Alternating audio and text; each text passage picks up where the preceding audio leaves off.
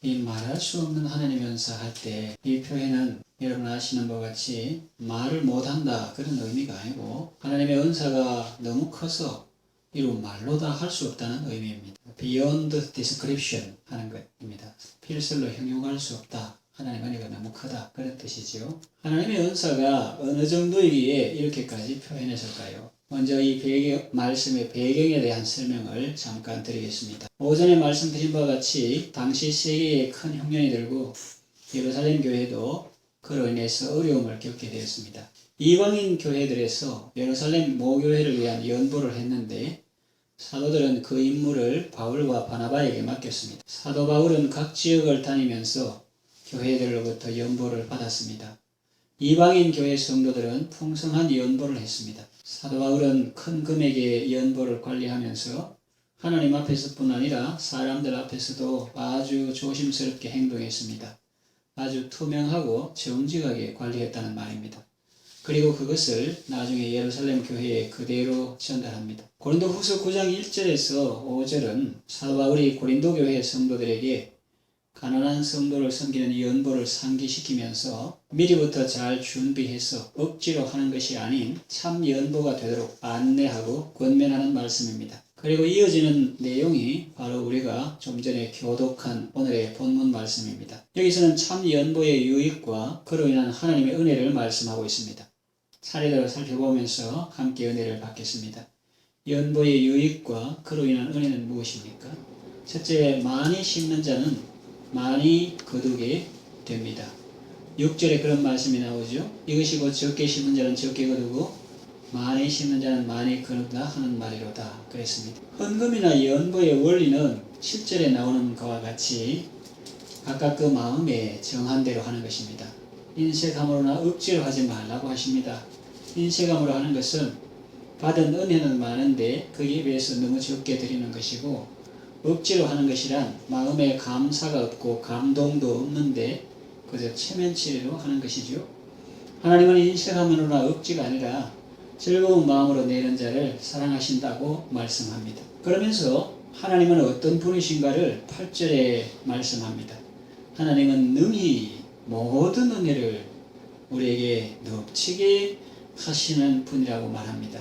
그 표현 중에 능히 또 모든 은혜 넘치게 이런 표현은 우리가 주목하고 음미해야 할 단어들입니다. 하나님이 어떤 분이신지를 우리가 잘 알면 우리는 헌금이나 연보 생활을 잘 할 수 있기 때문입니다. 하나님은 능히 모든 은혜를 넘치게 하시는데 왜 그렇게 하시는가? 이 말씀도 놀라워요.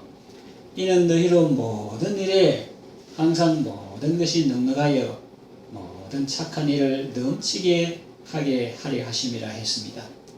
이 얼마나 놀라운 말씀입니까? 생각하며 곱씹어 볼수록 대단한 말씀이지요. 이어지는 9절 말씀은 시편 112편 9절을 인용한 것입니다.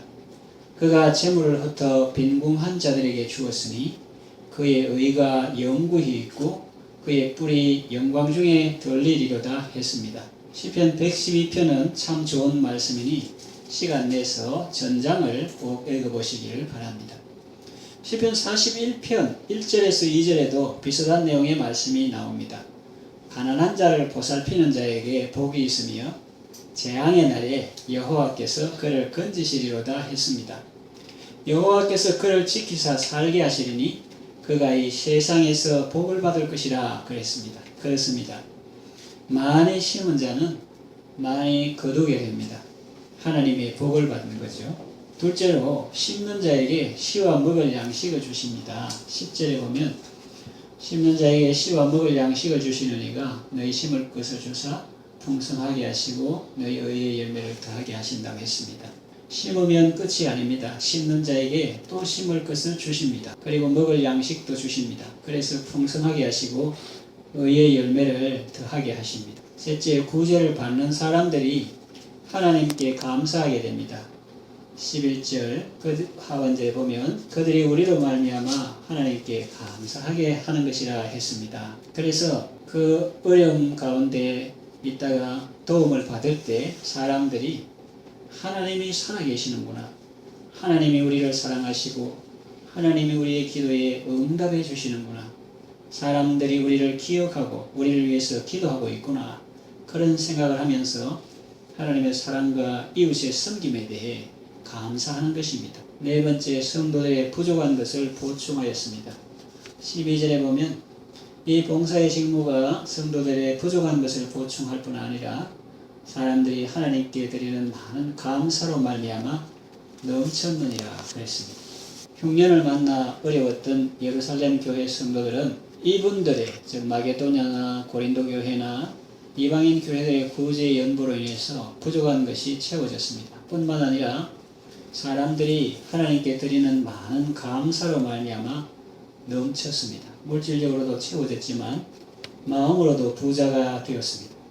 다섯째, 고린도 교회 성도들이 그리스도의 복음을 진실히 믿고 복종하는 것이 증명되었습니다. 13절 전반절에 이 직무로 증거를 삼아 너희가 그리스도의 복음을 진실하게 믿고 복종하는 것과 이런 말씀이 나오는데, 그리스도의 복음을 믿고 복종하는지 여부는 말만 듣고서는 판단할 수 없습니다. 행동을 보아야 합니다. 고린도 교회 성도들이 예루살렘 교회 성도들을 섬기는 그 행동에서 복음에 대한 그들의 믿음과 복종하는 삶이 증명되는 것입니다.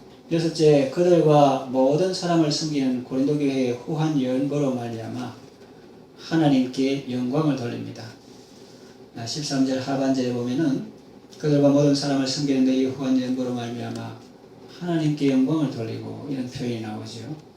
고린도 교회 성도들이 모든 사람을 섬기는 후한 연보를 했을 때 그것은 예루살렘 교회 성도들에게 기쁨과 감사의 마음을 불러일으킬 뿐만 아니라 하나님께 영광이 됩니다. 일곱째, 그리고 이제 예루살렘 교회 성도들이 고린도 교회 성도들을 위해서 간구하죠. 14절, 그들이 너희를 위하여 간구하며 하나님이 너희에게 주신 지극한 은혜로 말미암아 너희를 사모하느니라 그랬어요.